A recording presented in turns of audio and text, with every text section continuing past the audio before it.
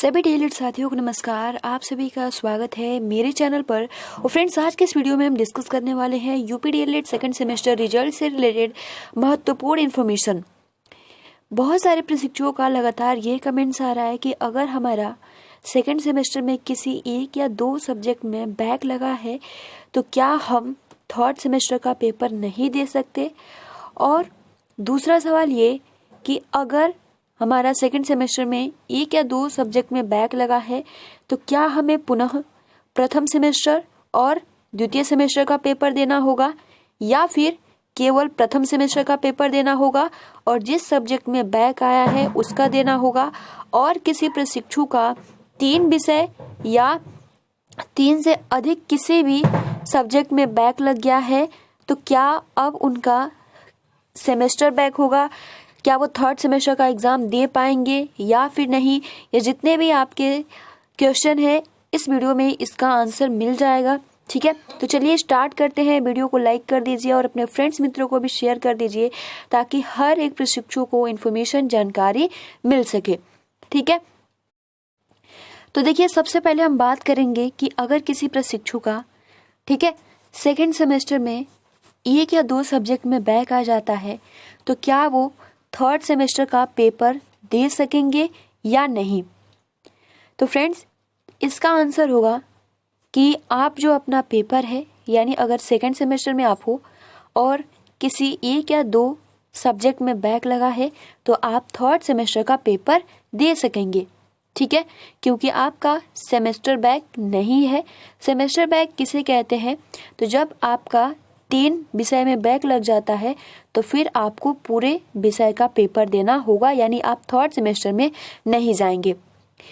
अब देखिए फ्रेंड्स, सबसे ज़्यादा सवाल इसी टॉपिक को लेकर आ रहा है कि अगर हमारा सेकंड सेमेस्टर में किसी भी विषय में बैक लग गया है, ठीक है, एक या दो में केवल, तो क्या हमें पुनः प्रथम सेमेस्टर का पेपर देना होगा और साथ में द्वितीय सेमेस्टर का पेपर देना होगा। क्योंकि पीएनपी ने क्या कहा था कि द्वितीय सेमेस्टर के आधार पर ही प्रथम सेमेस्टर के मार्क्स दिए जाएंगे, लेकिन जब द्वितीय सेमेस्टर में ही एक सब्जेक्ट में बैक आ गया तो किस तरीके से प्रमोट किया जाएगा, क्या पूरा प्रोसेस रहेगा, अभी तक पीएनपी ने इस पे कोई भी अपना नोटिस जारी नहीं किया है। ठीक है, तो आप सभी को बिल्कुल भी परेशान होने की आवश्यकता नहीं है। ठीक है, अभी देखिए बहुत सारे प्रशिक्षु कह रहे हैं कि आप सभी को क्या होगा कि दोनों पेपर देने होंगे क्योंकि द्वितीय सेमेस्टर में बैक आ गया तो देने होंगे। ठीक है, साथ में ये भी कहा जा रहा है कि आपको जिस सब्जेक्ट में बैक लगा है उसका पेपर देना होगा और प्रथम सेमेस्टर का भी। तो अभी ये पूरा क्या लोग अपने अकॉर्डिंग कह रहे हैं, तो आपको उस पर विश्वास नहीं करना है। देखिए, जब तक पीएनपी ऑफिशियली नोटिस नहीं भेज देती है तब तक आप सभी को इंतजार करना होगा। और यहाँ पर अगर हम कहें तो क्या हो सकता है कि अगर फॉर एग्जाम्पल, ठीक है, क्योंकि अभी तो आपको पीएनपी का वेट करना पड़ेगा उसके नोटिस का, लेकिन एक संभावित यहाँ पे क्या हो सकता है कि अगर मान लीजिए आपके सेकंड सेमेस्टर में किसी एक या दो सब्जेक्ट में बैक आया है तो आपको केवल और केवल उसी सब्जेक्ट का पेपर देना होगा। ठीक है, क्योंकि आप प्रमोटेड है। और साथ में बहुत सारे प्रशिक्षु कहेंगे कि 2018 बैच में ऐसा नहीं हुआ, जिन साथियों का बैक लगा था उनको प्रमोट नहीं किया गया था। सो फ्रेंड्स, यहाँ पर देखिए प्रथम सेमेस्टर में कोई भी ऐसा प्रशिक्षु था जिनका बैक नहीं लगा था। ये पीएनपी का रूल था कि द्वितीय सेमेस्टर में पेपर देंगे और उन्हीं के आधार पर उनको पास कर दिया जाएगा। तो ऐसा हो सकता है कि द्वितीय सेमेस्टर में जिस सब्जेक्ट में बैक लगा है, ठीक है, पुनः आपको उसी सब्जेक्ट का पेपर देना होगा। उसके बाद से आपका प्रथम सेमेस्टर का जो मार्क्स है वो द्वितीय सेमेस्टर के आधार पर दिया जाएगा। ठीक है, एक तो ये बेस रहेगा और दूसरा ये भी हो सकता है कि द्वितीय सेमेस्टर में अगर पीएनपी चाहिए तो ये कहेगी कि अगर आपके द्वितीय सेमेस्टर में जिस भी सब्जेक्ट में बैक लगा है उसका पेपर देना होगा और साथ में प्रथम सेमेस्टर का सारे पेपर देने होंगे। तो एक तरीके से ये अभी केवल क्या है, संभावित जो भी बातें हैं वो कही जा रही है, क्योंकि आप कुछ भी नहीं कह सकते जब तक पीएनपी का नोटिस नहीं आ जाता। तो अगर कोई भी प्रशिक्षु कहता है कि आपको दोनों पेपर देने होंगे तो आप सभी को बिल्कुल भी उस पर विश्वास करने की आवश्यकता नहीं है। ठीक है, अगर जो भी नोटिस में आता है वो आप सभी को मान्य होना चाहिए। ठीक है, और जो अपनी तैयारी है वो स्टार्ट भी कर देनी चाहिए। ठीक है, क्योंकि देखिए अगर आप फिर से कहेंगे कि नहीं हमें प्रमोट या वो इधर उधर की बातें, तो फिर आप जो अपनी पढ़ाई है वो अच्छे से नहीं कर पाएंगे। तो इसलिए पीएनपी के नोटिस का वेट करना होगा। ठीक है, वो क्या पूरा प्रोसेस बताती है कि अगर द्वितीय सेमेस्टर में 1 या 2 सब्जेक्ट में बैक लगा है तो क्या करना होगा, क्या फोर्थ सेमेस्टर का पूरा पेपर देना होगा, या फिर जिस सब्जेक्ट का बैक लगा है तो उसी का देना होगा। लेकिन मेरे अकॉर्डिंग यहाँ पर यही होगा कि अगर द्वितीय सेमेस्टर में किसी भी प्रशिक्षु का 1 या 2 सब्जेक्ट में बैक आता है तो केवल और केवल वो बैक का पेपर देगा। ठीक है, उसके बाद उसी के आधार पर उसको प्रथम सेमेस्टर में मार्क्स दिए जाएंगे, क्योंकि पीएनपी ने पहले ही बोला है कि द्वितीय सेमेस्टर में जिस तरीके के आपके नंबर होंगे उसी के आधार पर आप सभी को मार्क्स दिए जाएंगे। ठीक है, तो अब भी आपके कोई भी कंफ्यूजन रह जाते हैं तो आप कमेंट्स बॉक्स में पूछ सकते हैं। अब तीसरा सवाल ये कि अगर देखिए हमारे यानी सेकंड सेमेस्टर के ऐसे बहुत सारे प्रशिक्षु हैं, अगर उनका ठीक है उनका 3 विषय में बैक हो गया तो फिर वो क्या करे।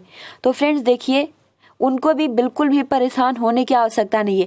अगर देखिए यहाँ पर ये भी सवाल आ रहा है कि क्या हम अगर हमारा 3 विषय में बैक है तो क्या हम स्क्रूटनी का फॉर्म डाल सकते हैं या फिर नहीं। तो फ्रेंड्स यहाँ पर हमारा आंसर होगा नहीं। क्यों? क्योंकि जो स्क्रूटनी का फॉर्म होता है आपके केवल 2 ही विषय में अगर कम मार्क्स होते हैं, अगर आपने कॉपी में बहुत ही अच्छे से लिखा है ठीक है और उसमें कम मार्क्स आते हैं तो आप स्क्रूटनी का फॉर्म डाल सकते हैं। लेकिन अगर आपका 3 विषय या 3 से अधिक आता है तो फिर आप स्क्रूटनी का फॉर्म नहीं डाल सकते। अब देखिए सवाल ये कि अब हमारा क्या होगा।